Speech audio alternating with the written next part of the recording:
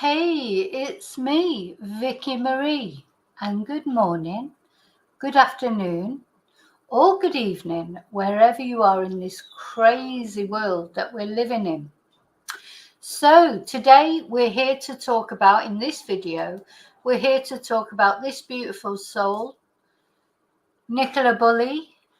You know, we all were invested in this case when Nicola took her children to school, took her dog for a walk along the banks of the River Wyre, disappeared into thin air, and then was found 3 weeks later, unfortunately deceased in the river.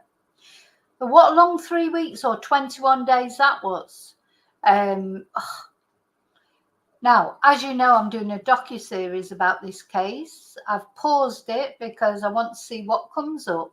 The reason what we're going to talk about today in this video is the documentary that's going to be released on this Thursday, the 3rd of October, on BBC, and it supposedly will be about the family talking about what happened to Nicola, or not necessarily what happened to Nicola, but the social media storm that they found themselves in, because Nicola's case touched people all over the world. And of course, that's got its good things and its bad things.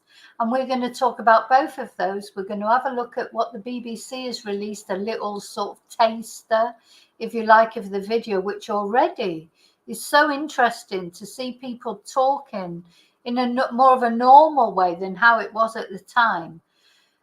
This is a case that has bred a million conspiracy theories, some of which you can understand, or I can understand. I can only speak for me.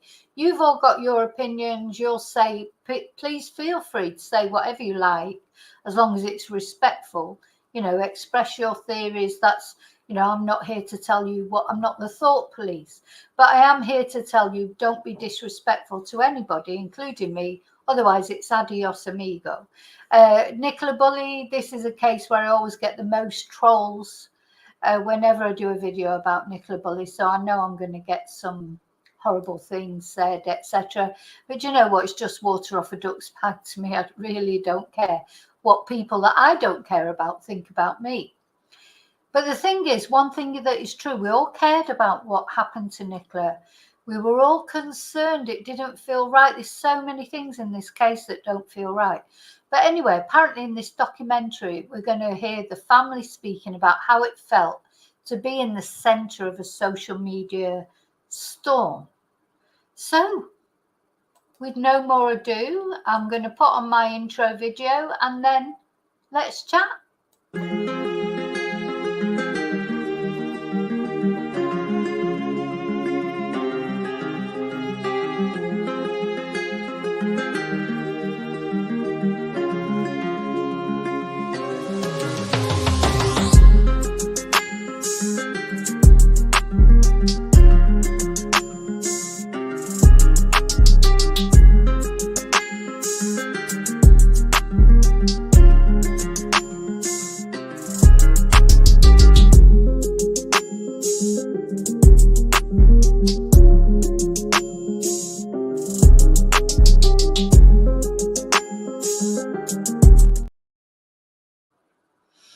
Okay, so with no more ado, let's get on with it. But I just want to say thank you, first of all. Thank you to all my subscribers. Thank you to all of you that like my videos. Don't forget to leave your fingerprint on the like button. That's very important. And also thank you to everybody who's a member, especially members of my channel. Thank you for supporting Vicky Marie Chats. Thank you to everybody who sent me bought me a Ko-fi, or sent me a super, or PayPal me, or emailed me. Thank you so much. I appreciate all your support. Now, this case, of course, let me take that banner off now. This case of Nicola Bulley attracts as much, if not more, attention than most cases that I cover. Everybody, or most people, have an opinion one way or another. Could be the opinion that, yeah, it was an accident, exactly what the inquest found. Why is anybody thinking any different? You know, we've had the College of Policing report, we've had the inquest, we've had Peter Folding's revelation. I doubt if we'll see Peter Folding in this documentary on Wednesday, or Mark Williams Thomas. You know, there's been so much speculation, so much disrespect from not only social media but mainstream media. You know, social media, you know, YouTubers saying anything, you know, saying all sorts of things. What they're going to make of this documentary. The thing is, we've all got our views on this, and I think at the time when it was all going on, we were like in this sort of collective madness. That's how it feels to me. I mean, I hold my hands up and say, I too, you know, it was like, well, what's going on? We all felt like there's something wrong, but we didn't know what it was. My issue with the Nicola Bulley case is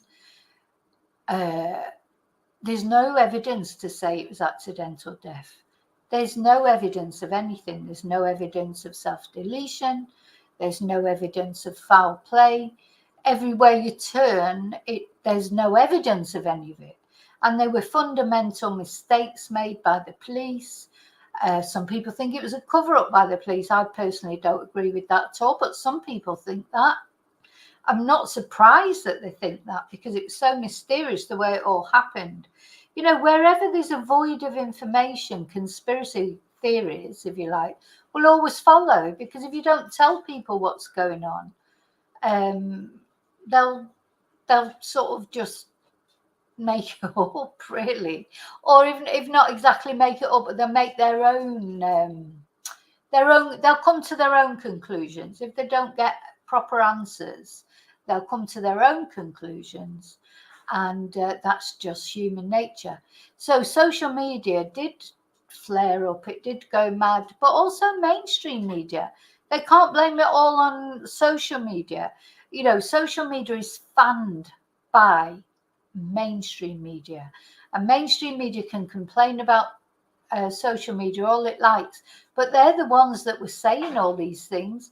They're the ones that were, you know, going for walks by the river and doing this and doing that, and social media feeds off that. So mainstream media has got as much, if not more, to blame for some of the more outlandish theories that came out. So the BBC are doing this documentary, and they've issued like a taster, if you like. So it's it's so interesting. I want to thank everybody who sent me this by email. I did already know about it, but so many people. It's lovely that so many of my chatters sent me this. Just shows how people are still invested in this case, that so many of my subscribers felt like they wanted to let me know about this just in case I didn't know. And of course, I've not been doing lives for a couple of days. It's only been 2 days that I haven't done any live streams, because I was concentrating on the video of Nicola Payne and her disappearance, another woman who needs. The thing is, all these women who disappeared or died mysteriously, they all deserve attention, and there's only so much time in a day that I can devote to things. And I've been with Nicola Payne the last couple of days. I have finished that video now. I'm really pleased with it. I hope you enjoy it. I'll probably do a premiere with it later, so you can chat about it. But the video's done. That's another case that's, you know, so many different rabbit holes, so many different theories, so many different possibilities, that at the end of it, your head will hurt and you'll have to go and lie down in a dark room, a bit like the Nicola Bulley case. So that's what I've been concentrating on. That's why I've not done a live since Wednesday. But it's only 2 days, so it hasn't been that long. But I want to say thank you to all of you that emailed me to say, are you okay? And when are you coming back? And I know you miss it when I do my lives, you know, and it's funny. It's lovely to hear that you do miss me when I'm not on. But every now and again, I just have to have a couple of days to recoup my thoughts. Also on Wednesday, was it Wednesday evening or Tuesday evening, I had some terrible nightmares. Sometimes, dealing with true crime, as much as I find it interesting, I do it because I like it, because I enjoy making the videos. I don't do it, it's not a job in that sense. It's not a torture or anything. But sometimes, I think because I've been covering a lot, haven't I, Madeline Soto, sometimes it does get to you, and I had some terrible nightmares the other night. And those really vivid nightmares when you wake up and it's like you can't shake it. It feels like it's real. So I feel better now that I've had a couple of days, even though I've been with Nicola Payne. When I say I've been with her, I always say, when I've been researching, so I always say, I've been with such and such. It's because I've been researching them, doing a lot with them now. I've been with Nicola Payne now for 2 days, bless her. And now I feel happy that I finished the video, and I'll be probably premiering that video probably later today. And then, of course, at the same time, all this was happening, this taster coming out about Nicola Bulley, etc. So, I do feel a responsibility to my chatters, people. I know you can read it yourself, you've probably seen it on other channels or whatever. But the thing is, I know that my chatters, they like to come on, talk to me about it, or talk between each other about it with like-minded people, or they like to hear my thoughts on it, for what they're worth. So here I am doing this video. So I'm going to just say hello to everybody first who's here. Hope you're all well.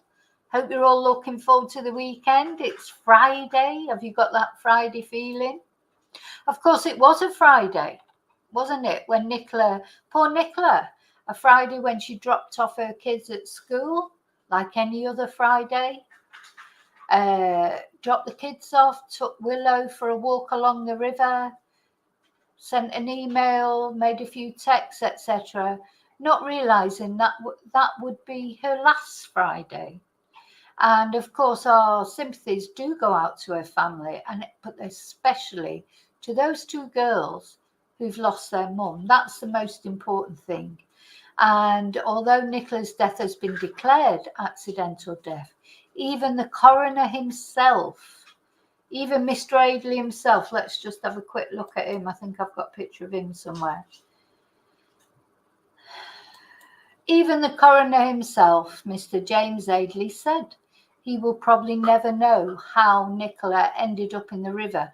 And that's why, for me, it should always have been an open verdict, because I'm still not sure that Nicola wasn't pushed into the river. That's not casting aspersions on Paul or anyone in particular. That's just saying, how did she end up in that river?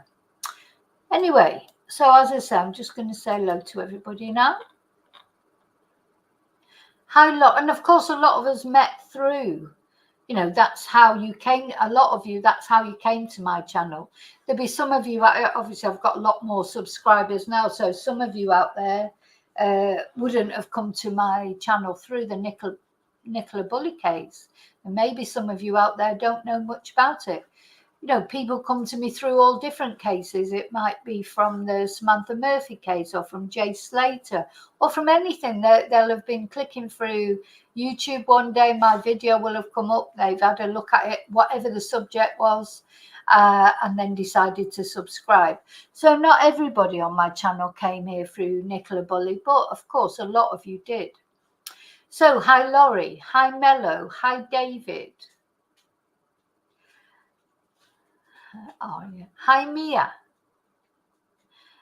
Hi JBT. Hi Mark. Yeah, I think the main thing that people worry about is the 3 weeks that it took to find Nicola. And even then, she was never found.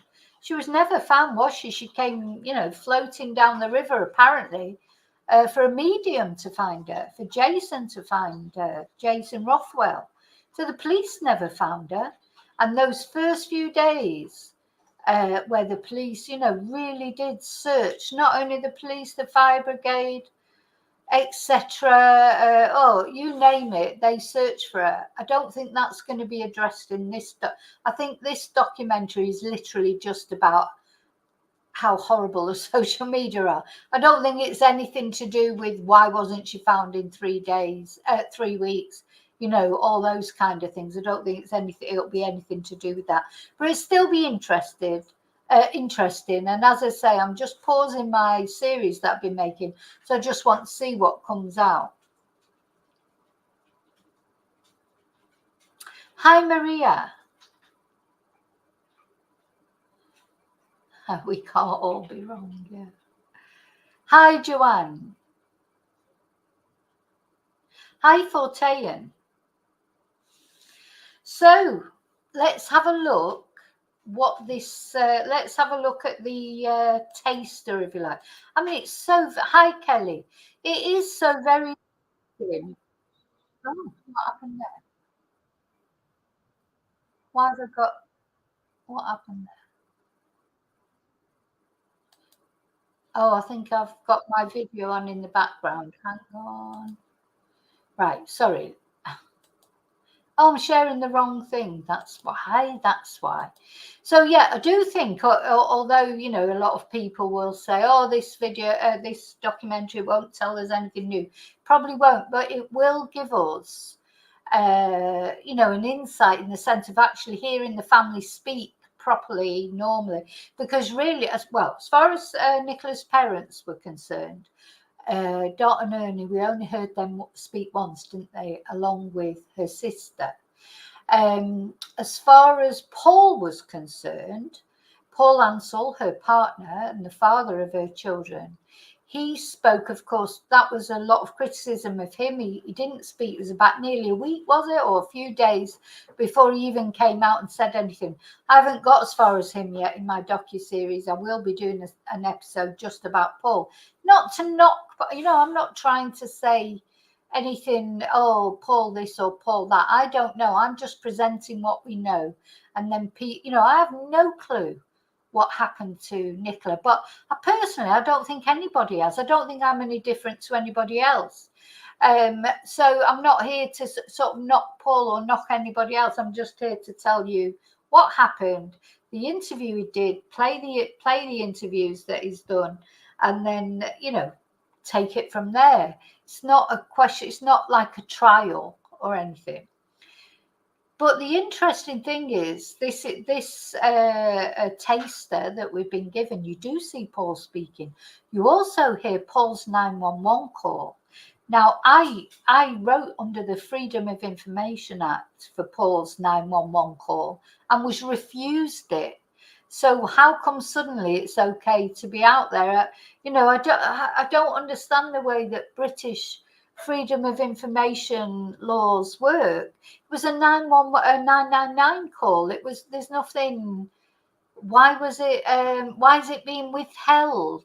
You know, if there's been an inquest and Nicola's been found to have died an accidental death, why is the 999 call being withheld? Except for now when some of it is being released. I don't understand that. These are the things that cause controversy, if you like, or cause people to question. If there's nothing to hide, why was the 999 call? Why has it not been released before?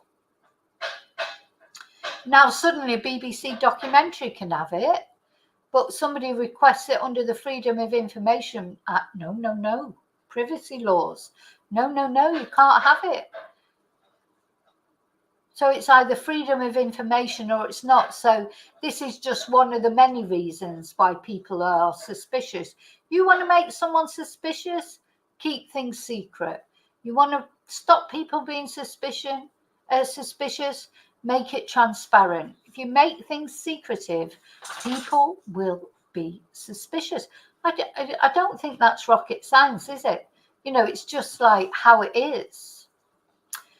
Okay, so they've released this sort of taster. Online obsession with Nicola Bulley became a monster, the family tells the BBC. Now, the other reason that I'm very cautious about this is, of course, you know, both Paul Emma, all the people that were involved used social media when it suited them. You know, remember that Paul sent off the CCTV, or Paul's friend sent off the CCTV, the door cam footage or whatever it was, to Grizzly True Crime, which is a true crime channel, a YouTube channel. Why did he do that? You know, why? You know, if you don't, you either get involved with social media or you don't. You're going to hear Paul here, and no, you know, I'm not. There's lots of people go on Instagram and follow attractive women, but you know, we're talking about a man who uses social media a lot. So, you know, you either use it or you don't. You find it useful or you don't. You know, go on it or don't. You know, you cannot with social media. Same with me, with YouTube. I can't go on YouTube. And then some people will always say horrible things about me if I go on YouTube. Of course they will. I can't stop that. You know, there's hundreds, thousands of people out there watching your videos and not all going to like them. Just like not, you know, we've seen it with the Jay Slater case. I mean, they didn't get anything like the horrible things said about them that Jay Slater's mum and their family got said about them. Not only, you know, Jen Soto in America, Sebastian Rogers. That's what's, if you want to use social media, you know, you've got to take the good with the bad. Unfortunately, that's just the way of the world now. Whether you like it, whether you don't like it, I'm just so glad there was no social media when I was young. But anyway, there wasn't, thank God. But now, you know, I think youngsters, they are a bit more savvy of that. You know, you've got to make your mind up. Do you use social media or don't you? It can be a help, it can be a hindrance, it can be nice, it can be horrible. You know, that is just the way it is. No point bleating on about it. No point in complaining about it. If you're complaining about it, just take yourself off it. Anyway, so online obsession with Nicola Bulley became a monster, the family tells the BBC. So here's Paul, he's looking well. Doesn't seem to be quite as Botoxed as he was before. He's got a lot more hair than he had before. And I hope he is okay. You know, if Paul has really got a clear conscience and he hasn't done anything wrong, I hope he is okay. I hope he is coping with everything. But let's see what he's got to say, and you'll tell me what you think about it. The nights were the hardest. The end of the day where it goes dark. Because in the morning, the hope would be strong. And then it used to go dark at like 4. It get to about 3 o'clock and I used to start panicking that I knew that it'd start going dark in an hour. So we had an hour to try and find her. And then obviously I then have the girls. You know, the first thing that they do when they come out of school was run over and say, "Have we found Mummy?" Hello, good afternoon. I hope everybody's having a lovely Saturday. I just wanted to pop on and do a little video. So if I turn the video around now so I can show you. Social media. Nikki used it more than I did because she used to sell stuff, so she would do live videos. So you've got your top player and then you have all these gorgeous products. It wasn't a huge part of our lives, but yeah, when you experience something like this, you realise what a huge monster it can be, I guess. I was getting direct messages from people that I've never met. They don't know me, they don't know us, they don't know Nikki, they know nothing about us. Just messages like, "You bastard, we know what you did, you know, you can't hide Paul," that kind of stuff. There was some that I felt like replying to, but then if you reply to that, they'll just screenshot your reply, that'll end up on social media, and so you're literally silenced. So I think it's terrible if people were really sending him direct messages, and, you know, because at the end of the day, there was no evidence. It always comes down to that, isn't it? Evidence. You know, everybody felt suspicious of Paul, and I include myself in that. I'm still not 100% certain. I just cannot decide because, well, first of all, because, you know, 9 times out of 10, it is the partner that has something to do with strange things that happen to people. But also there was something about his demeanour. It may just be the way he is, because of course he did, when he appeared on the banks of the river that first day for his interview, and he smiled, you know, and sort of like, oh, well, we can't do anything else, can we? Ha ha. You know, that put people's backs up, didn't it? And then, of course, he did the, he sent like a WhatsApp voice note. There's quite a few things, and when I go through in the docu-series talking about Paul, I am going to bring all those up, and we have to think about them. Is it just his manner? Then he did the interview with Dan Walker, and obviously people examine that with sort of, you know, all these body language experts saying, you know, this, that, and the other. Nobody's a body language expert, even the ones that say they are, because it's not a science, is it? So, you know, he, I suppose, putting himself out there, in a way, he couldn't win, could he? Because if he wouldn't have put himself out there and been interviewed, people would have said, oh, why is he so quiet? And then he put himself out there to be interviewed, and then everyone's examining his every word. You know, and I understand that. It's so difficult with Paul, I think, so difficult. Because I don't know their circumstances. You know, there was lots of insinuations that there'd been domestic abuse. Now, you can bet 100% that this documentary on Wednesday will not mention the fact that Nicola banged her head and had to go and have a head scan the day after the welfare check. You know, all that is probably not going to be addressed. Maybe it will be, I don't know. But, you know, this was the other thing that made people suspicious. So the day after a welfare check, when Nicola seemed confused and didn't know where she was, I don't know how this happened, you know, and what we've been reading lately about people drugging people, etc. You know, nothing would surprise me anymore. And then the very next night, she's got to go to A&E because she's banged her head and have a head scan, etc. So all these, you know, the thing with the Nicola Bulley case is, it's not just one thing that made people be suspicious. It's a pile up of things. It's an accumulation of many, many different things. And Paul might say he's not on social media much, but he is, of course. You know, he follows a lot of very young girls on Instagram, you know, sort of accounts, you know, which really, I know it's natural for men to like to look at attractive young women, but they're sort of borderline paedophilia, some of them, to be honest. I'm sorry, I'm just being honest, because for a man of Paul's age, you know, he's really sort of, it's not, doesn't, you know, feel right. But there you go, you know, there's probably loads of men out there who do the same thing. So these are all the things that made us suspicious of Paul. And you can't do anything about it. As far as Nikki going missing and the mystery to it, I guess, it was just an accident.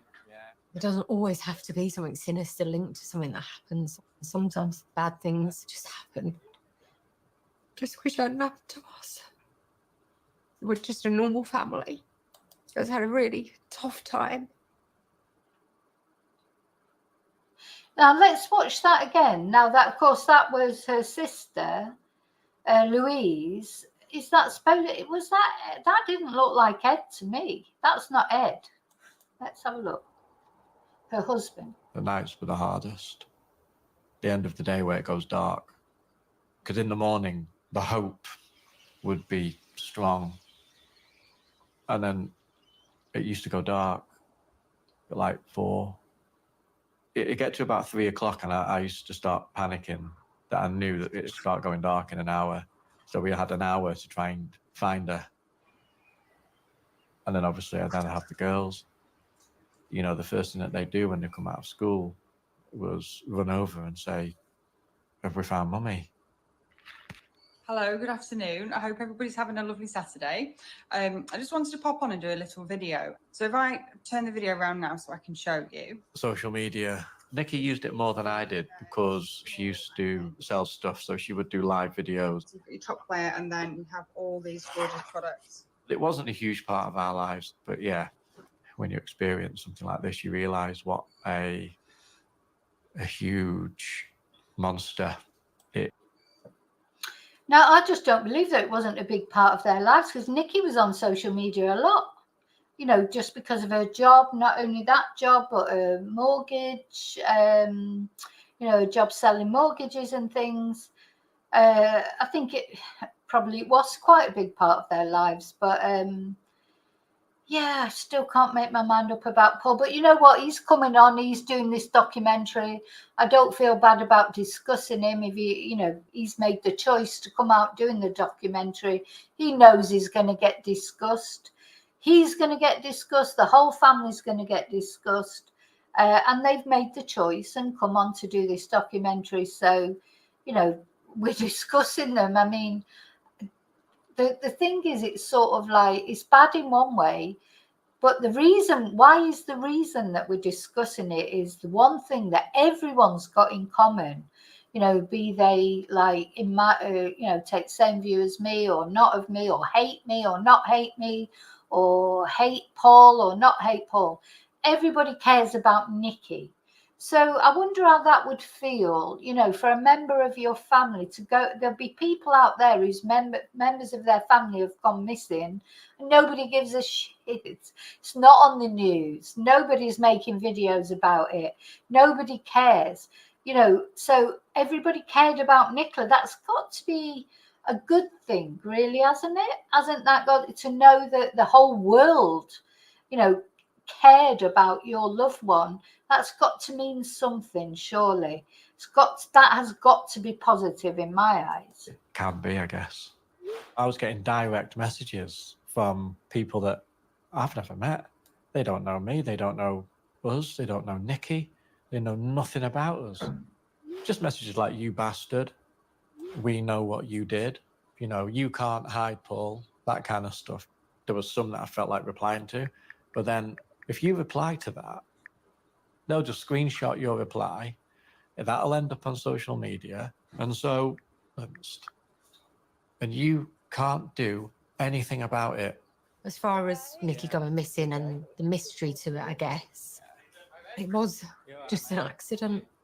It doesn't always have to be something sinister linked to something that happens. Sometimes bad things just happen. Just wish it hadn't happened to us. We're just a normal family. It's had a really tough time. No, am I imagining it? Is that supposed to be Ed? That's not It's Ed. had a really tough Is time. that Ed? We're just a normal family. It's had a really. Is that Ed? Maybe I'm just not seeing it. But anyway, when we come to watch the documentary, I'll have a look at the photo. I've got loads of photos of Ed, and that doesn't look like him at all. I'm not really sure who that is. Anyway, of course, no, Eddie's not Louise's husband. No, that's right. I've not seen Louise's husband before. Oh, that's why I was looking at him. I was thinking, oh my God, that's not Ed, is it? So, of course, yeah, Emma and Ed. Now, will we see Emma? Will we see any of Nicola's friends speaking on this documentary, or will it just be the family? I mean, Louise looks genuinely upset there, doesn't she? I'm sure she was. You know, I want to show you. So, of course, Nicola's parents are going to. So, remember Dot and Ernie? This was the interview that they did at the time. They did that interview at Emma's house with Louise, and Ernie got really upset, didn't he? Dot looked as if she wanted to say something, but she didn't. You know, she just didn't say much, did she? So they're definitely going to be on this documentary, because this is Dot and Ernie. They're going to be interviewed. What will they have to say? What do they think of it all? I wonder. You know, is it going to tell us anything we don't know? Maybe not. As Paul and Nikki.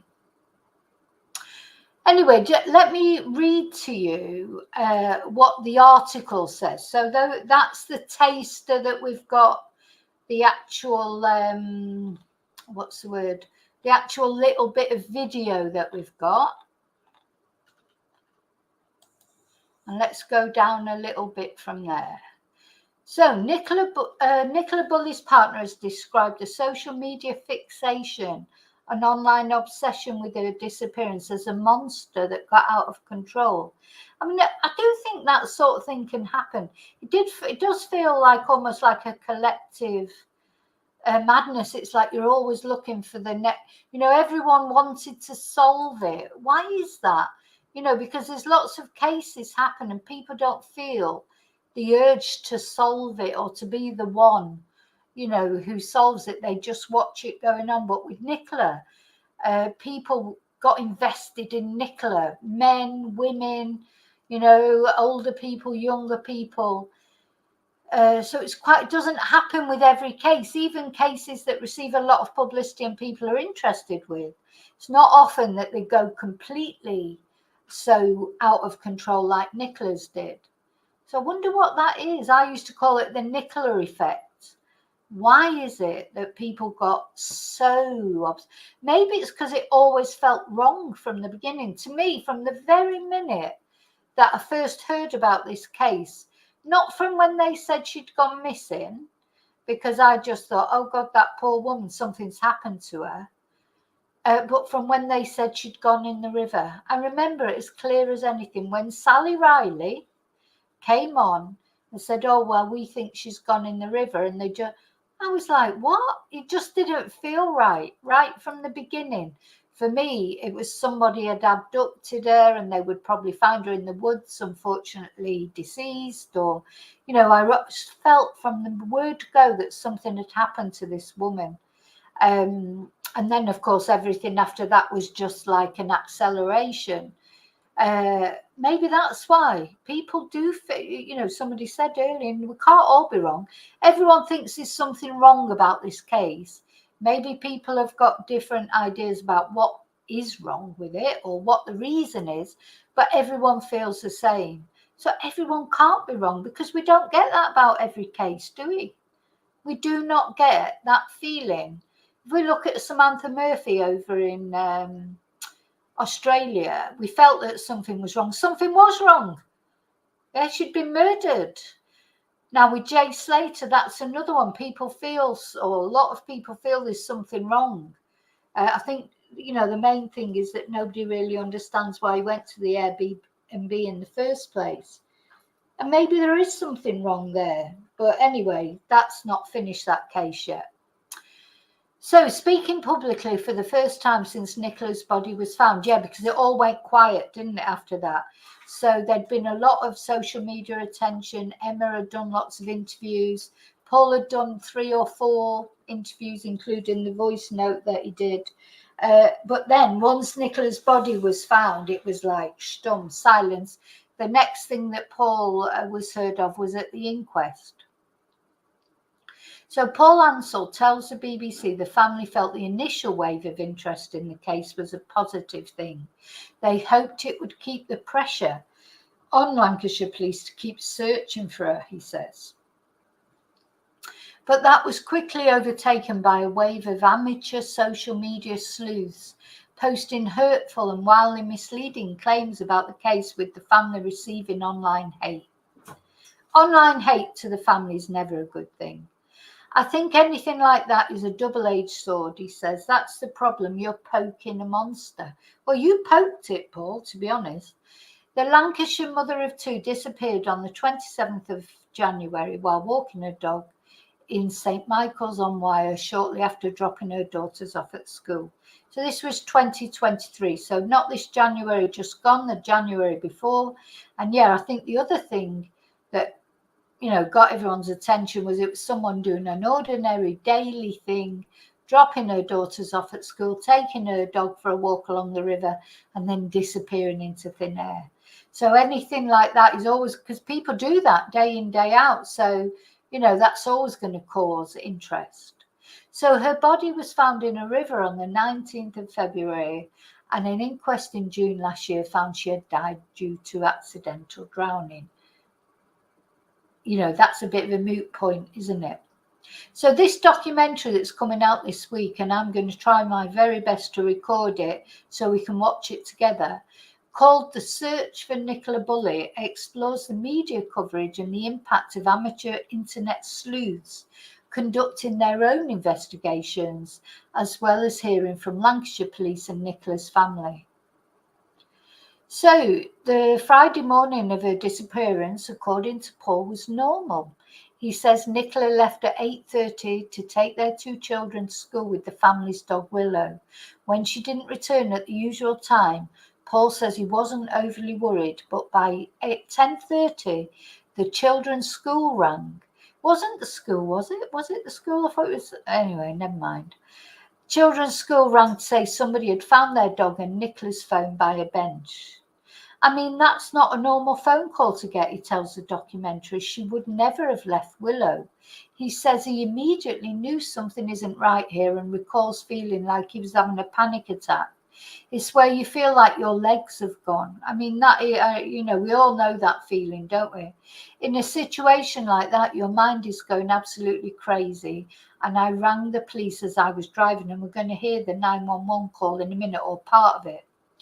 That Friday, I was just sat at my desk and I got a phone call from Paul Louise Cunningham, Nicola's sister, tells the documentary. And he was panicking, frantic. And he was like, something's happened, something strange has happened. So this was the Ring doorbell. Now, there's been a lot of talk. I never saw anything wrong in the web in this, to be honest. I think, I just don't see anything wrong in it, but I don't know anything about, CCTV and that. But I think it was, people made a big thing out of it, and I don't think there was anything to make out of it. But I do not understand why we've never seen the whole video, So Nicola's there at the car. Then later they showed a bit where Paul was there as well, and the kids were there, and the dog was there.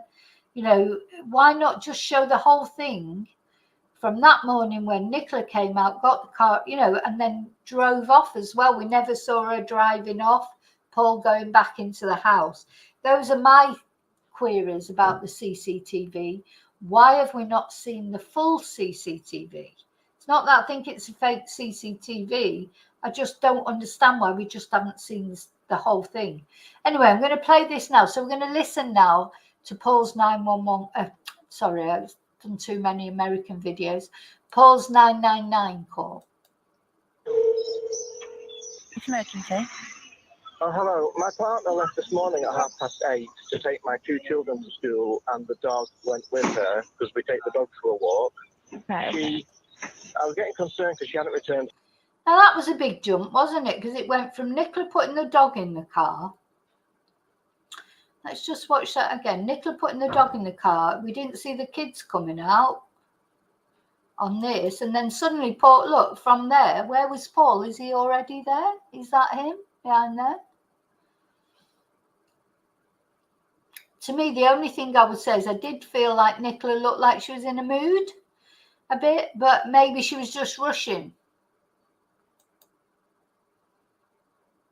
Take my 2 children to school, and the dog went with her Oh, because we take the dog for a walk. Okay. I was getting concerned because she hadn't returned home by 9:30. She's usually back by 9:30, so I thought she must have got chatting to somebody. I've been trying to ring her since about 10:30. No reply. And then the school's just rung me to say that they've just found the dog. Somebody's found the dog, and my partner's put her phone down on a bench and the dog lead, and she's nowhere to be seen.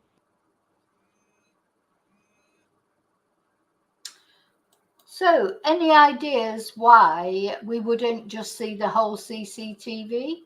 And any ideas why, when I tried to get the, why was that not released under Freedom of Information Act before, and now they're releasing it? Maybe he's given his permission now, I don't know. But, these sort of calls, they are supposed to be available, Freedom of Information Act. But anyway. So I've just got to keep an eye on my phone. That I'll tell you why later at the end. It's emergency. Oh, hello. My partner left this morning at 8:30 to take my 2 children to school, and the dog went with her because we take the dogs for a walk. Right.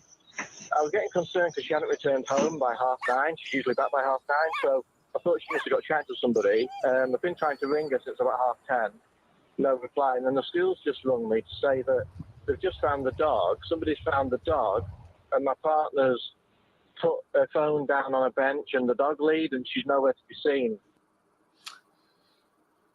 So, what do we make of that? Let's come back to chat and see what you've got to say about it. Oh my God, there's a lot of chat messages in there. Hi, Stone. Sorry, I haven't had time to say hello to everyone. Sorry about that. Hi, Heather. See, he must have been interviewed, mustn't he? Must have been. The police must have. Yeah, it's Louisa. Hi, Nick. Yeah, it's Louise's husband. Yeah, I've just clicked. I don't know why. I get Louise and Emma mixed up sometimes in my head. I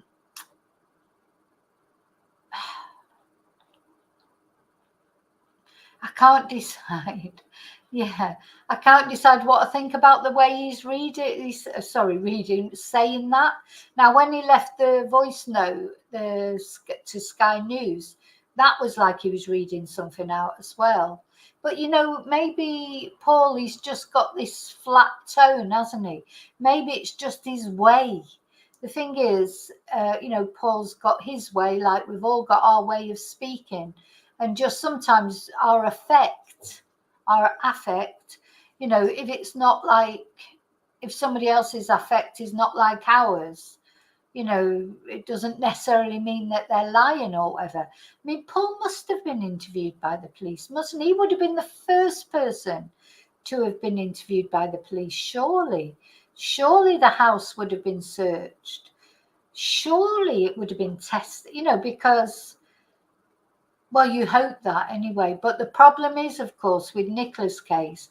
So some of you that are coming to this case for the first time, you need to have a look at the at my playlist, because in the initial, as soon as Paul, now they've cut off that 911 call, because I think he went on to say, didn't he, you know, about her issues.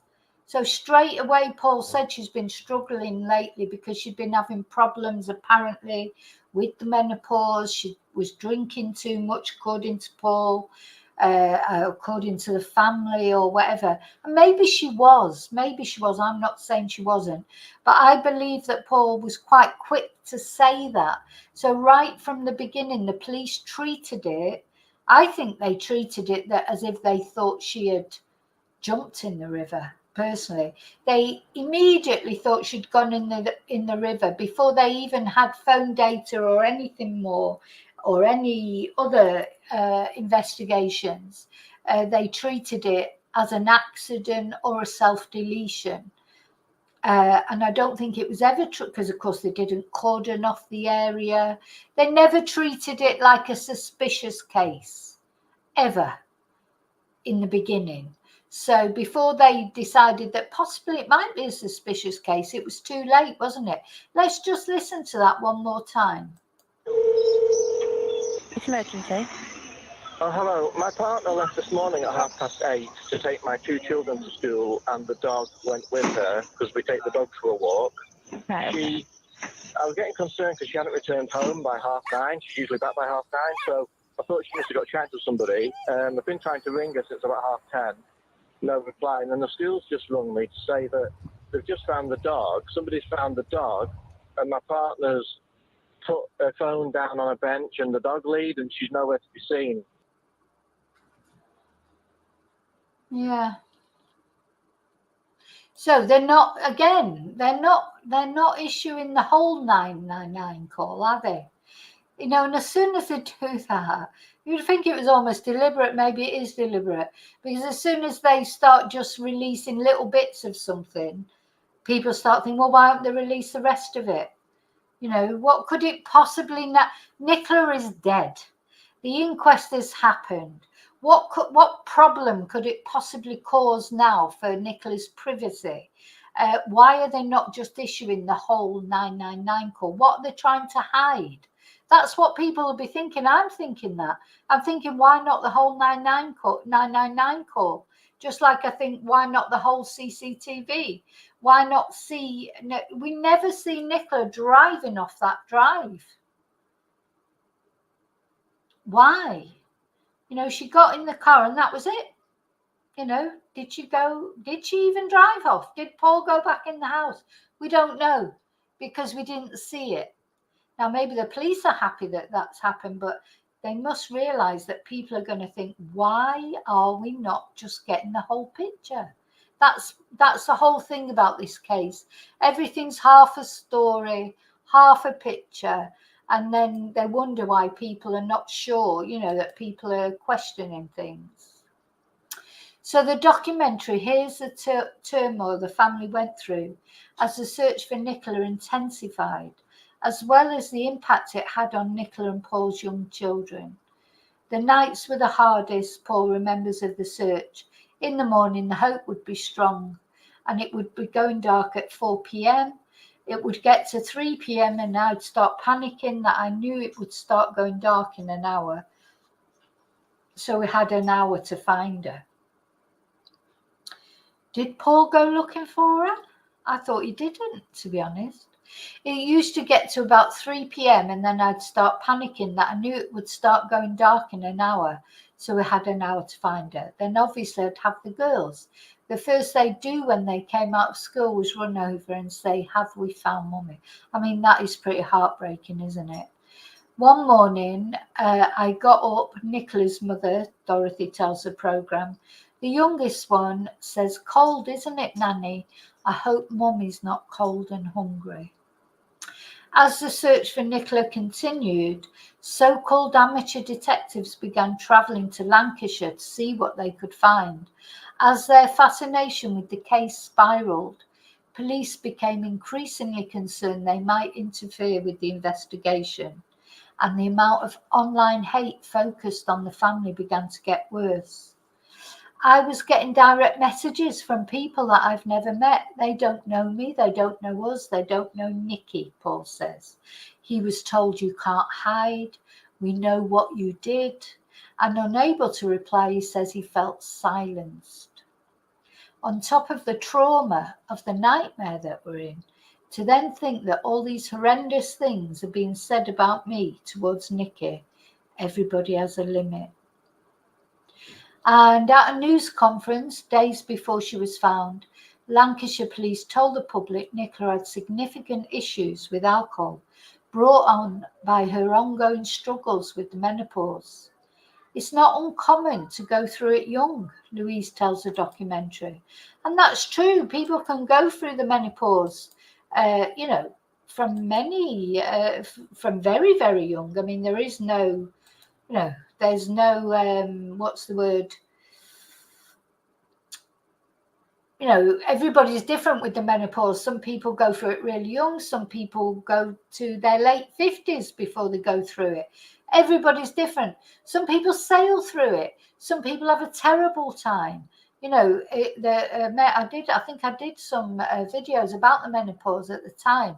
I was livid that they blamed things on the menopause as if, because at the time the menopause was a big talking point. A lot of people were talking about it on the TV and everything. And you know, at the end of the day, the menopause is a natural thing. And some people do go through hell. I know that they do. I was lucky I didn't. But some people do go through hell. But you've got to be careful of not letting things control you. Because I always think with women, people are quick to blame things on, oh, it's the menopause. Oh, I don't mean the women themselves, other people saying to them, oh, she must be on her monthlies. Or, you know, you've got to be careful of not blaming everything on one thing. You know, people go through the menopause, but every time you get angry about something, it's not because of the menopause.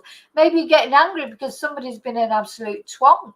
or done something really terrible. But it's easy for people to say, oh, well, it's because she's going through the menopause. So I'm always very careful about things like that.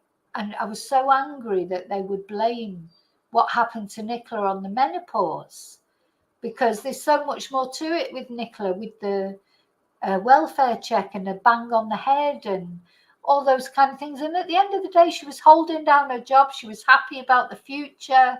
You know, there were lots of positive things going on in Nicola's life. So, yeah, I'm not happy about them blaming things on the menopause. But I know that I don't want to take that away from people that I know do suffer with the menopause.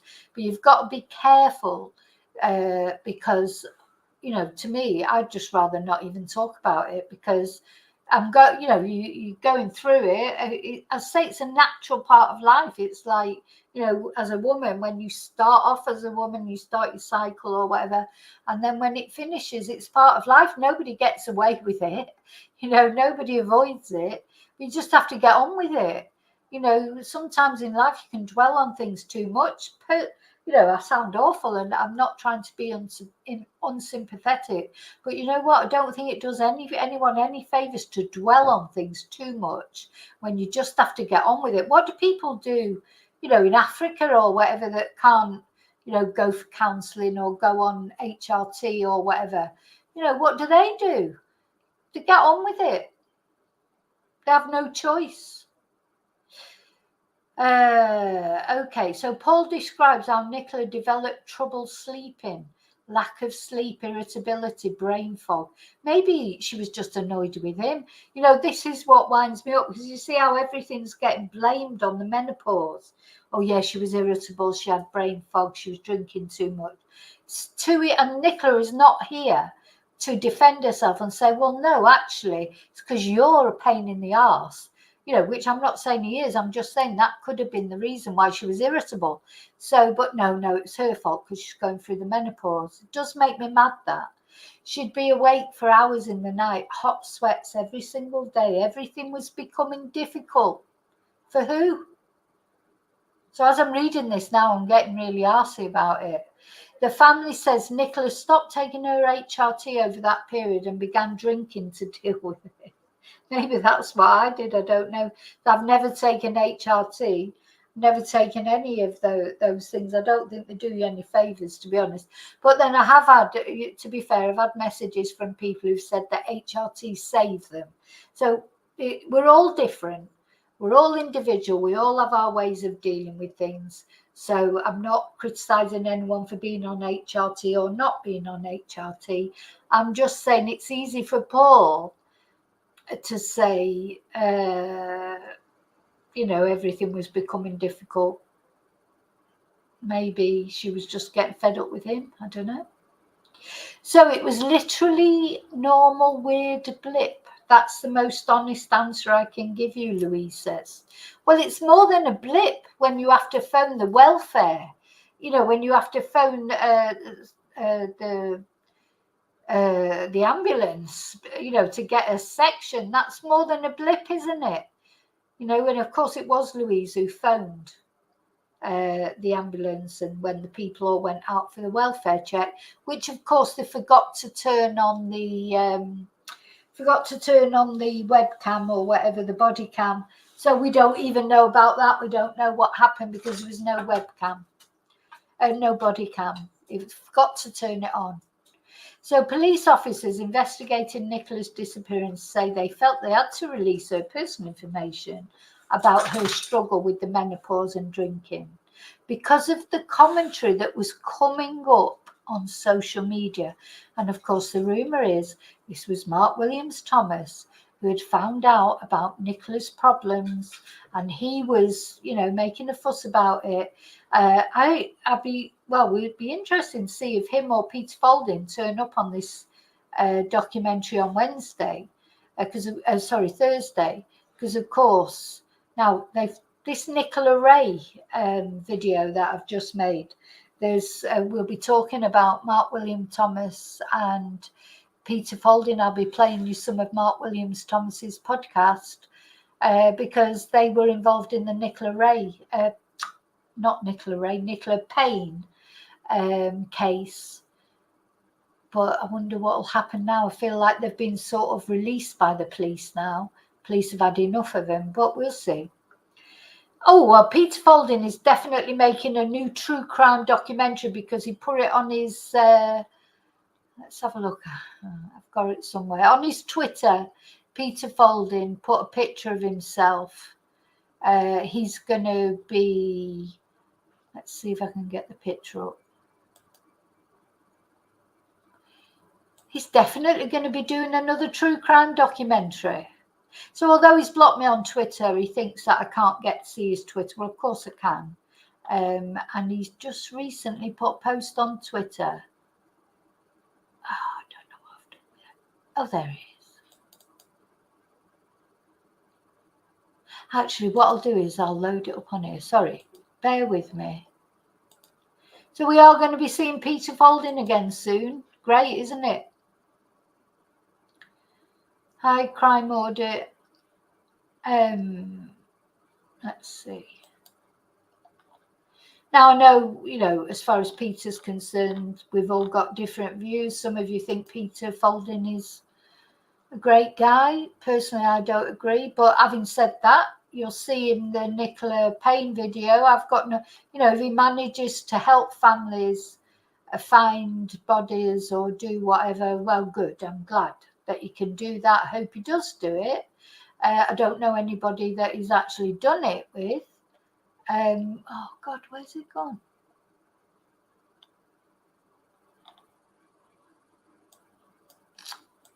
God, too many photos on here, that's the problem.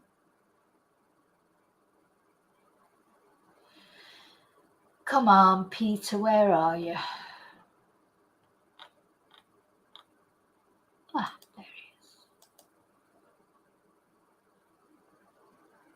So yeah, coming soon.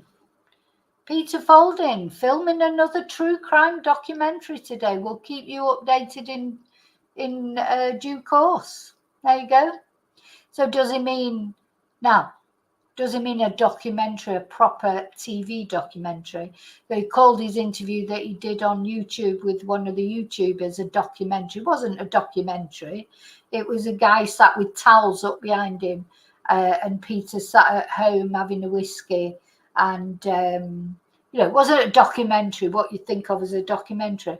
So I wonder what this is. Is this a proper documentary or is this just a YouTube video? Yeah, it does like to make things sound better than they are.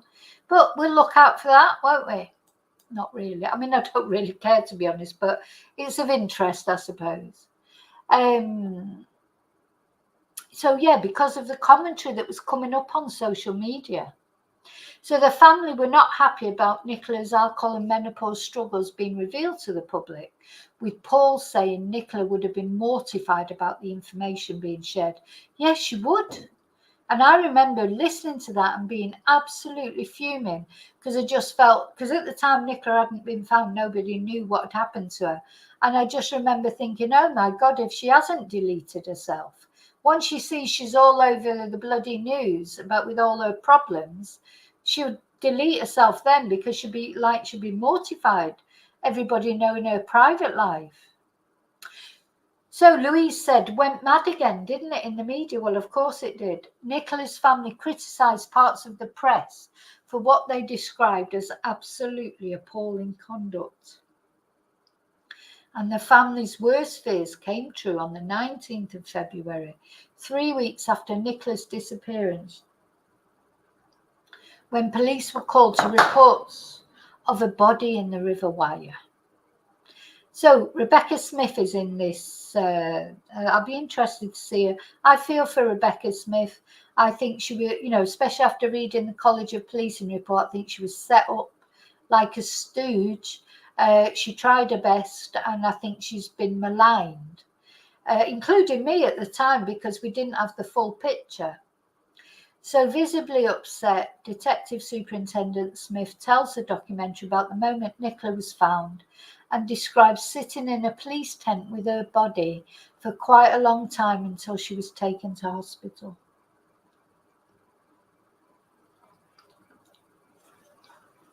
I did think that Rebecca looked upset outside the tent that day. Reliving the moment the family was informed about Nicola's body being found, Louise says, "I'll never forget Dad coming into the kitchen, just like completely breaking down, and Paul being out in the garden in a complete state. I'll never forget the cries," says Nicola's dad Ernest, who describes hugging his son-in-law Paul as they tried to process the devastating news. Last year, a coroner recorded Miss Bulley's death as accidental, saying she'd fallen into the river and suffered cold water shock, and there was no evidence to suggest suicide. Police accused people on TikTok of playing private detective in the area and said they'd been inundated with false information, accusations and rumours relating to the case. It doesn't always have to be something sinister linked to something that happens, Louise says. Sometimes bad things just happen. I do agree with that. They do. Sometimes things do happen, you know, but I think the problem with Nicola's case is there's so many different anomalies. You know, if you had like one of the things that you think, oh, that's a bit strange, but it's just one thing after another with Nicola's case. That's the problem. I just wish it didn't happen to us. We're just a normal family. We've had a really tough time. And Paul says he still sees Nicola in the faces of the couple's two daughters. Of course, they'll be getting older, and when they get even older, they're going to look like... I've seen their photos. Obviously, I'm not going to show their photos. I'm sure you've seen their photos, but, well, he showed their photos on the GoFundMe, didn't he? But I feel like one looks more like Nicola and one looks more like Paul. I see her in the girls every single day. I see all those little mannerisms in them. And I'm like, that was mummy, you know, and that is worth everything, I think. But Nicola, he doesn't mention her name much. That's something that I have noticed with Paul. Rare that he mentions her name, isn't it?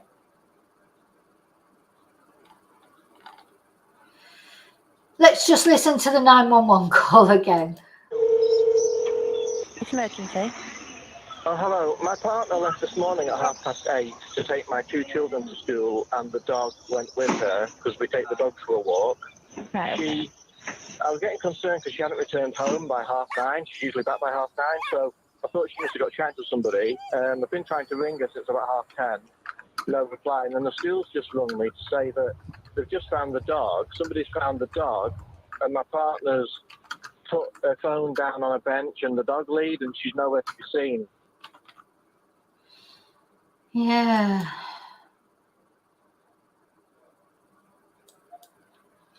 So there you go. That's where we are. So we'll see the full, I say next Thursday. We'll see the full episode, which, as I say, I will try my very best to record. But if not, I'll be taking notes and we'll go through it. And but one way or another, I'll try my best for us to watch it together, because that'd be nice, wouldn't it? That'd be good for us. Thank you for your comments. Thank you for keeping them polite, because I know some of you have different views, and you know we all have our views. But what I like about my channel is generally, if not, people don't last long, do they? But generally, people respect the fact other people have different views. They say their views without getting angry with anybody else. And, you know, I'm not saying I don't know that Paul has got anything to do with whatever happened to Nicola. This part of me feels that no matter what, there was something going on there. Doesn't necessarily mean that Paul did anything to Nicola particularly. I don't know. So we see. And we see if the documentary on Thursday, the full documentary, they've just given us a little snippet. But it's you know, it was an interesting snippet, I think. So I hope it's not one of those things where in the trailer you're seeing the best of what's in there. Hopefully there'll be more things, more food for thought, things we can chew over. And, you know, they shouldn't be angry with us for being interested in what happened to Nicola, because people care about Nicola. it's nice to, you know, there's a lot of people with missing loved ones out there who nobody cares about. It never achieves any, you know, media scrutiny or media attention. They would love media attention. So really, it was good that there was media attention. But I agree, like the nastier side of it is not a good thing. But anyway, you can't have one without the other, can you? Either you want the attention or you don't. It's like, what can you do? Now, so we'll be back to talk about that. I've finished more or less what I'm going to say about Nicola. As I say, I've got this video now of Nicola Payne, which I think I'll probably put on tonight as a premiere, round about 9 o'clock Spanish time. And I just wanted to share something with you, which I've just found so intriguing about me, or about how life is. You know, when we're talking about the Jay Slater case and how scary it is for your child to go off, you know, they're still your child, even when they're 19. They might think that they're a big grown adult, but to you, they'll always be your baby, won't they? And of course, I've got a son, as you know. Now, he went through that stage of going out, you know, when he was about 19 through to early 20s, I suppose. And then they stop doing that then, and they stop going out so much. So really, then I started worrying he's not going out enough. You know, you just can't win. You just can't win. You worry about them no matter what they're doing. So first of all, he's going out too much. What's going on? You know, he's getting, you know, is he getting involved in fights? I'd be going to pick him up on the drop of a penny. You know, it'd be like 2, 3, 4, 5 in the morning. Can you come and get me, etc. So I went through all that, the taxi thing, and then it sort of settled down, and then he's not really going out that much, or if he does go out, goes out locally, so, or he gets a bus or whatever, so I don't have to worry about being the taxi. And I'm still not having to worry about being a taxi now. But then I started worrying, he's not going out enough, really, should be going out more. So, of course, we've got fiestas on in my little village. And then what happens this week, his friend turns up from the UK, who's been his friend ever since he was a little boy. They went to school together, and then eventually he went back to the UK to live. But anyway, he's here for 6 days. So suddenly he's out all the time. So the very first night that he was out, and I'm sat here thinking, wonder what time he'll be back. Don't want to ring him because he's too old now to ring. You know, he's not like 16. You know, I can't be ringing up and saying, what time are you going to come home? But, you know, I'm thinking, I wonder what time is it? And then he just sent me a message. It reminded me of Jack O'Sullivan. Won't be long. I won't be long. I won't be out much longer. Then, of course, another hour goes by. He still hasn't come home. So I just went to bed and thought, when I wake up in the morning, if he's not there, then I'll start worrying. And, of course, I got up in the morning and he was in. I could see because his shoes were there. But I thought about Jack O'Sullivan's mum, and I just thought, how awful to wake up in the morning and he's not there. And you're like, well, should I be worried? He's a grown man, you know, Jack O'Sullivan. Is it Jack O'Sullivan or Jack Sullivan? He's 22, 23 years old. You know, you're thinking, you don't want to treat him like a baby, you know. So difficult. Anyway, of course, since then he's out all the time. So he's gone to the beach today. So he said, I'm going to the beach. Off he went with his friend. Then he phoned me, and while they were before they'd even got to the beach, just when they were actually, you know, near the beach, they decided to go for a Chinese for lunch before they went to the beach because they were hungry. And as they're in the Chinese, they hear all this bang, and they go out. Someone's banging. So his friend has rented a car while he's here. Some drunken couple, I think it was the woman that was driving, Spanish couple, banged into his car and another car, and there was a big accident out there. So they've had to ring the police, you know, get the insurance involved. Anyway, when I last spoke to him, they were just finishing that. You know, you won't stop young lads eating no matter what happens, will you? So they were having their Chinese. And I said, well, how are you going to get home then? He said, I don't know yet. Well, you know, we'll be fine. So I'm like, oh my God. I think I preferred it when he wasn't going out. So I was worrying when he's going out, worrying when he's not going out, worrying, they're just a worry. They're just a worry.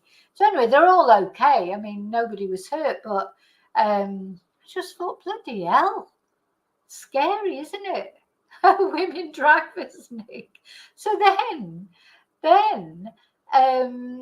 they've what have they done there? Oh, so the guy, so it's a man and a woman in this car. The woman was driving. The guy has asked my son's friend, will he say it was him, the guy driving, because she's not supposed to be driving. So whether she hasn't got a license or whatever, the guy was really drunk. This is at lunchtime. I mean, this was literally about 2-3 o'clock this afternoon. I thought, oh my God, better just not to go out the house, innit? Yeah, take care, Fortean. So yes, I will be doing more paranormal, but I tend to do those on the members' lives, Tom. So you have to think about becoming a member. You have to think about becoming a member. Every Tuesday night we have a live, and the other members, they like to do paranormal, but I don't tend to do it on the normal channel. That's true crime mainly that I do. But thank you anyway for your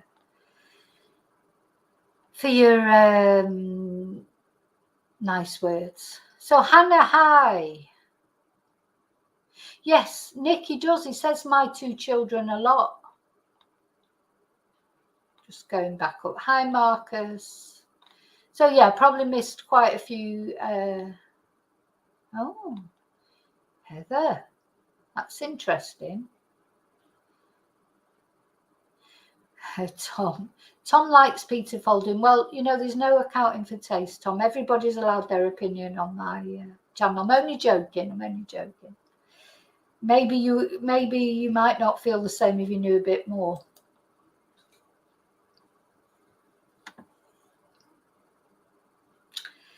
So I'll see you later for the Nicola Payne. I'm going to do it, as I say, as a premiere, so you can still chat. It's quite a long video. It's 2 hours, but it's very interesting. There's quite a bit about Mark Williams Thomas in there. And Peter Folding pops up, of course. Listen, wherever Mark Williams Thomas is, Peter Folding is not far behind. They are brothers from another mother. They are, busy mates, aren't they? And they've spent a long time in tandem with cases. So it'd be interesting to see what case is going to come up with next. Yes, we haven't had a troll yet. Oh, there'll be some trolls after day. Probably here on the comments or whatever. All the trolls are probably out there just like, eh. But I'm sure they'll come out sooner or later. But yeah, not yet. But it's early. It's only 5:20.